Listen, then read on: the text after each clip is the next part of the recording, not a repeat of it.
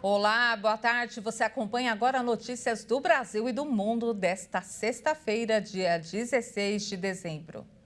O presidente diplomado Lula e o presidente da Câmara, Arthur Lira, devem se reunir para uma conversa de alinhamento da PEC de transição para que ela possa ser aprovada no Legislativo. Depois de adiar por falta de consenso a votação da proposta de emenda à Constituição da PEC da transição, que abre espaço para um Bolsa Família de R$ 600, Lira e Lula tentam alinhar a proposta para que seja aprovada na Câmara. A ideia é diminuir a dificuldade de articulação política que o governo eleito enfrenta para viabilizar a votação do texto original da forma como chegou do Senado, com valor de quase 200 bilhões de reais e 2 anos de vigência. Lideranças do Centrão insistem em apoiar um valor menor, de 80 bilhões de reais com vigência reduzida de 1 ano. Lira passou a semana em conversa com líderes partidários para resolver as dificuldades, mas a votação da PEC acabou sendo adiada para terça-feira. Por se tratar de uma proposta de emenda à Constituição, ela precisa do aval de ao menos 308 dos 513 deputados. A PEC precisa ser votada antes da aprovação da Lei Orçamentária Anual de 2023, já que a proposta amplia o teto de gastos. E o Brasil registra a menor participação no PIB mundial desde 1980. Segundo o FMI, nesses 42 anos, o produto interno bruto do país perdeu 2% de representatividade. Desde a década de 80, a atividade econômica do Brasil tem ficado menos expressiva em relação ao mercado externo. Segundo dados do Fundo Monetário Internacional, em 1980, o PIB brasileiro representava 4,3% do mundial. Esse número foi caindo, passando por 3,6% em 1990, 3,1% em 2000, 2,4% em 2020 e em 2022, 2,3%. De acordo com o ranking que priorizou os países latino-americanos, o Brasil sempre esteve no topo, mas com sucessivas quedas na participação ao longo dos anos. A série histórica do órgão, iniciada em 1980, mede a participação do país no PIB global por meio da paridade de poder de compra, que serve para comparar as moedas de vários países por meio de um índice. Para o futuro, a estimativa é que o PIB continue desacelerando, uma vez que o país está com juro alto, ao contrário do juro negativo do mundo. Os economistas acreditam que uma reforma tributária deve ajudar o Brasil a abrir a economia de forma eficiente e aumentar a representatividade do país no mercado internacional. Os cartórios brasileiros registraram um aumento de 40% no número de casamentos civis, em comparação com 2019, no auge da pandemia. E a demanda represada pela crise sanitária deve movimentar cerca de 40 bilhões de reais até o final do ano. A Yasmin se casou em junho deste ano, depois de ter que remarcar a cerimônia em função da crise sanitária. Era para eu ter me casado em setembro do ano passado, mas por motivos pessoais e também por conta da pandemia, a gente acabou deixando para esse ano. E a maior dificuldade que a gente teve nos fornecedores foi de achar um local para poder fazer a recepção, um local que fosse do jeito que a gente queria, que tivesse um bom custo-benefício. E para facilitar a busca de quem procura um espaço para festas, esse empreendedor desenvolveu um aplicativo que conecta clientes a quem tem um local de eventos para alugar. A gente sabe que hoje a dificuldade para encontrar um espaço, ver as fotos, as acomodações, a gente tem que fazer aquelas pesquisas, né? E acaba tendo que ficar ligando para um, liga para outro e nunca encontra. Então a plataforma ela veio para facilitar essa busca. Hoje a gente concentrou 300 espaços, mais de 300 espaços. Então dentro da plataforma hoje você tem um botão de contato onde você consegue falar direto com ele, fazer seu orçamento, negociar.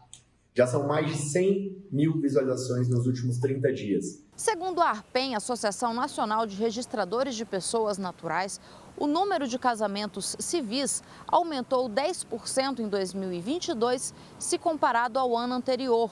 Foram mais de 563 mil casamentos ao longo do ano.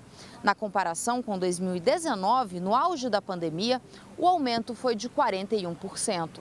Em 2022, nós já tivemos um período pós-pandêmico, os casais que estavam com os projetos no papel colocaram em prática, então os casamentos estão retomando num ritmo bom.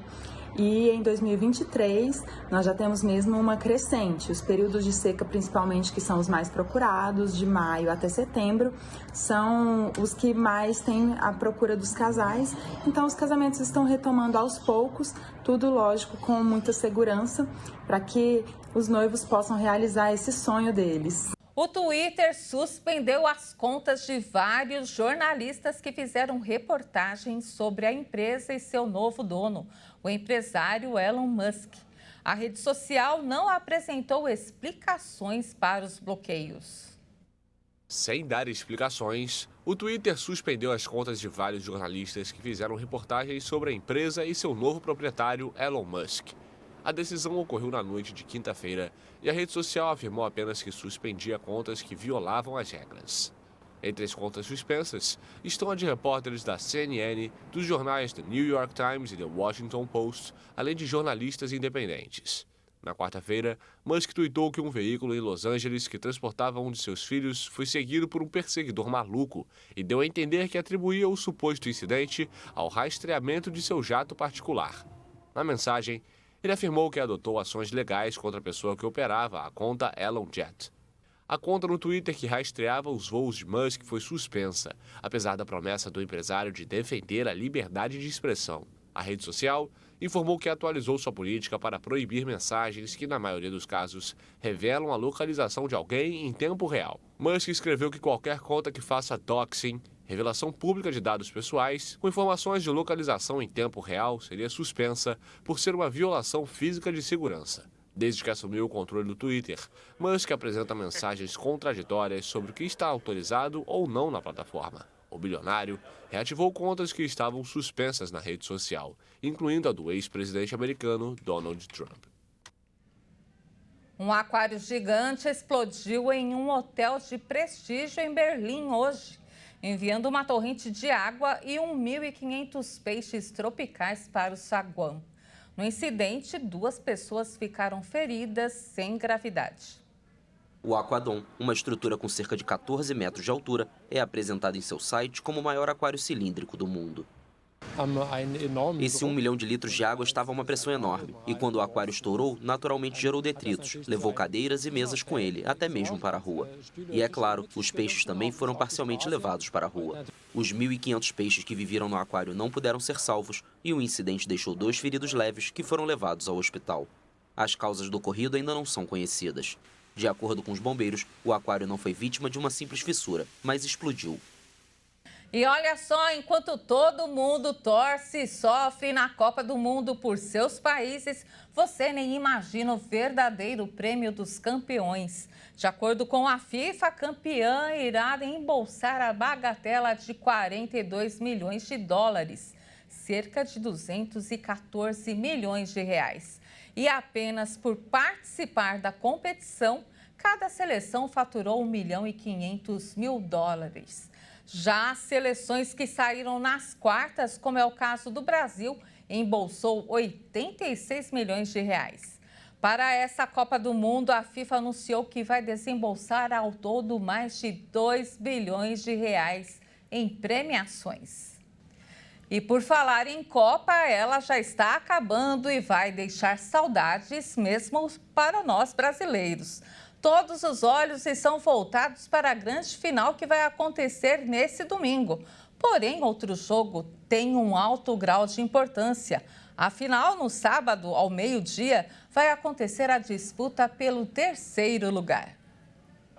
Mesmo com as derrotas, Croácia e Marrocos não se despediram da Copa. Até aqui, os marroquinos já fizeram história. Isso porque essa é a melhor campanha de uma seleção africana nas Copas do Mundo. E pode ficar ainda melhor. Caso Marrocos vença a Croácia, os marroquinos vão conquistar o 3º lugar do Mundial. A disputa de terceiro lugar também é novidade para os croatas. É a primeira vez em que a equipe de Luka Modric vai disputar esse jogo. Na última Copa, eles foram finalistas e ficaram com a segunda colocação, após perder para a França. O jogo não vai ficar apenas dentro do campo. Fora dele, a disputa vale muito dinheiro. O vencedor vai faturar 27 milhões de dólares de premiação. E essa edição fica por aqui. Você acompanha outras informações logo mais às 5 da tarde com Beatriz do Vale. Tenha um excelente final de tarde.